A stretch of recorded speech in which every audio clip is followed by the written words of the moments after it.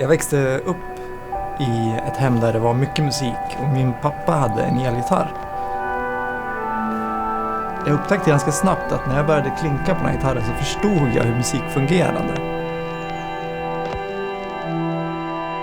Det var som att jag ganska snabbt knäckte någon slags magisk kod.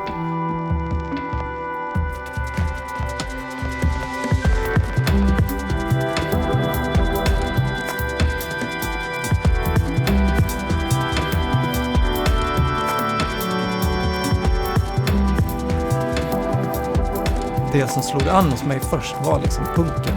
Med uttrycket och estetiken, allting. Och då ville jag direkt bli liksom punkare då. För att då när jag spelade punk, då var ju så här elektronisk musik. Det var ju liksom ajabaja, fick mig att hålla på med syntar, det var ju tantet. Men sen så började jag förstå att det var liksom inte gitarrerna och estetiken i punken som är punk. Utan för mig, det jag håller på med nu är lika mycket punk som jag höll på med då. Jag har ingen idé om att när jag börjar göra en låt så här, nu ska jag göra versrefräng så, utan det blir vad det blir.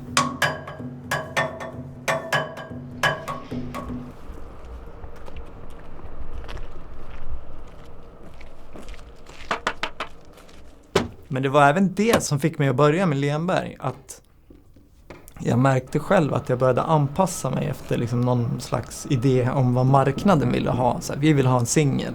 Jaha, ja, vad är en singel? Och så det här liksom vers, refräng, brygga, bla, så 3 minuter.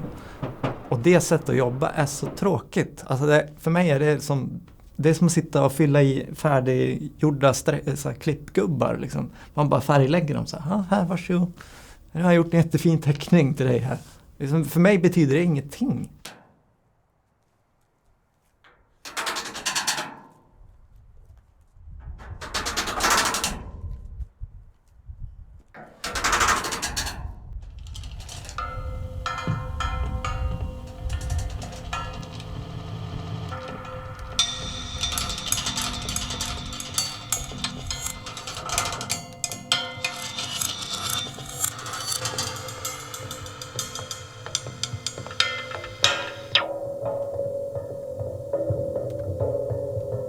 För mig funkar det så att när jag är ute och spelar in ljud så får jag en idé, tar med den in hit, försöker att hitta någon form i det och att det är liksom helt fritt.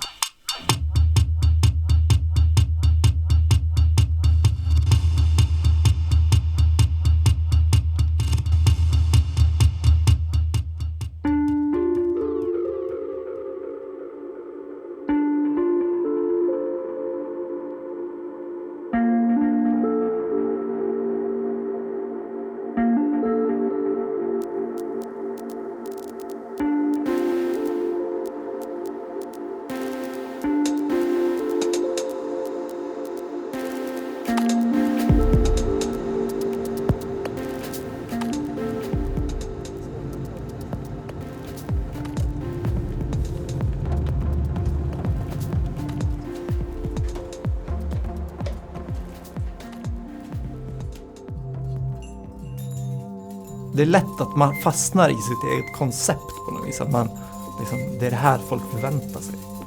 Vilket är för mig jättehämmande. Liksom. För jag vill att varje spelning ska vara så unik som möjligt egentligen. Liksom att när man kommer dit så bara, oj, det var det där. Även om man tycker det är dåligt eller bra så är det just för den kvällen. Liksom. En speciell känsla.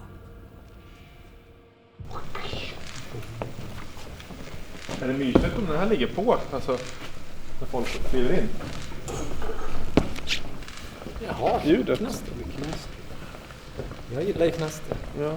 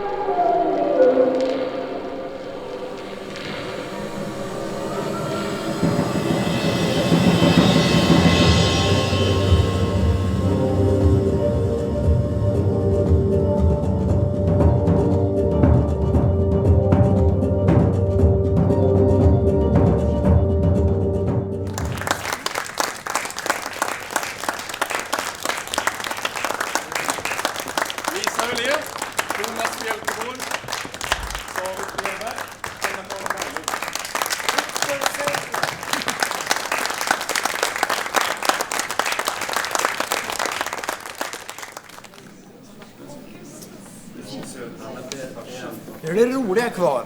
Packa ihop. Men det kan jag kolla med. Det är olika som jobbar med ekonomi nu. För det kan jag tror alltså hela D-Tracks, det kom så rätt i tiden. För det fanns inte riktigt något band som höll på med det vi gjorde just då. Det var därför det blev liksom en grej kring det, tror jag. Och när man får så sjukt mycket uppmärksamhet för någonting man gör, så sugs man så lätt med in i det. Så allting blir väldigt liksom kul, eller vad jag säger. Årets producent i Local Heroes-galan 2016 är David Lenberg!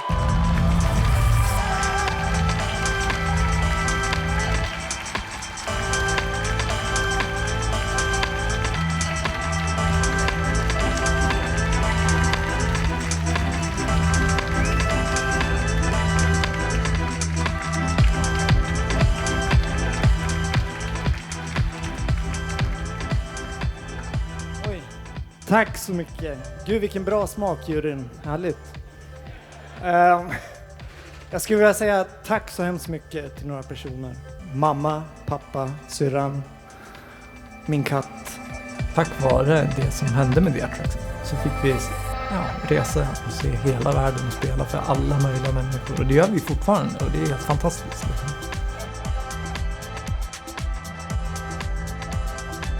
Jag tycker att många människor i Asien är mera, de upplevs mera sanna mot sig själv och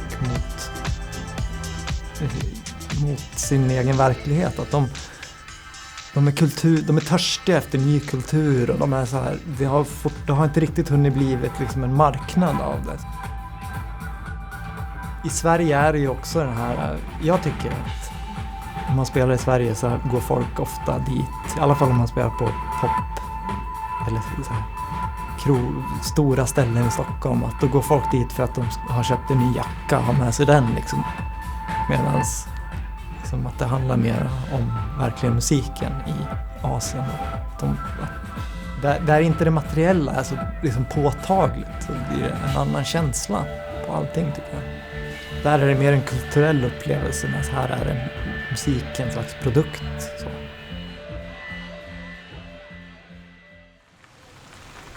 Jag tror att Lenberg kommer leda till någonting mer, något nytt. Det är så jag känner. För det känns som just en experimentfas där jag håller på att hitta något nytt uttryck.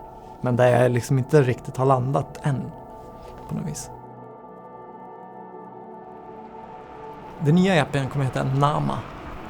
Och den kommer släppas digitalt som EP och sen på en kassett med 108 limiterade kassetter enbart. Det är den som jag spelar in mycket i Asien, delar då av mycket collage-samplingar och så här. Men den påminner om, den är besläktad med False Idols. Och tematiskt och utseendemässigt så kommer det hänga ihop på något vis.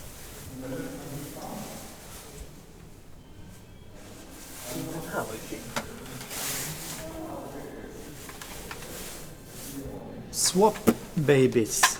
Ingen aning vad det är för någonting, men bara det här gör mig intresserad.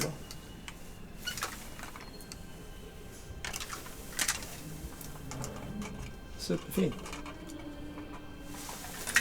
Det som är kassetter är ju för mig ett slags bevis på att folk är trött på hur elektronisk musik låter. Att det är för stelt och att det är för perfekt. Då känns det som kassetten får en revival, för att här kommer det inte låta perfekt. Det blir lite dassigt, det blir lite svajigt. När jag hade mina punk- och hardcore-band så hade jag även en kassettlabel. Alltså när jag var liksom 16-17 så gjorde jag kassetter och sålde och lalala. Så jag har alltid liksom, nu känns det som att man har gått varvet runt. Nu är jag tillbaka i det liksom. Och jag trivs så bra i det. Jag känner mig så hemma i det här liksom lilla, där det inte behöver vara så stort. Och jag upplever när jag håller på med den här musiken så känner jag mig så fri och från alla yttre intryck, så att det skulle vara på ett visst sätt. Eller. Och jag tycker det är att bara kunna fortsätta hålla på med det här experimenterandet och utforskandet. Det är liksom det jag verkligen ser fram emot nu.